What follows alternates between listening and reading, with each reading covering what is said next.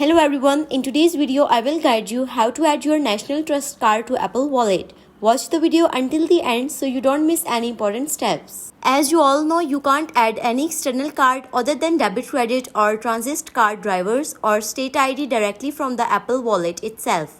But don't worry, in this video we will help you find a solution for it. Just follow these easy steps. Step 1. Go to App Store and search for Card Manager Digital Wallet.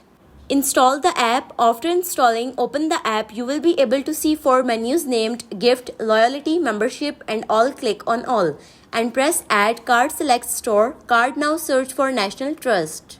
Click on it. Now you can scan your card via the front camera or enter your card details manually. After doing this, click on Save. Once you have saved it, you will see a button to add it to Apple Wallet. Click on it and your card is successfully added to your Apple Wallet. This is how you add your National Trust card to Apple Wallet. If you found this video helpful, thank me with a like and subscribe to the channel. See you in the next video.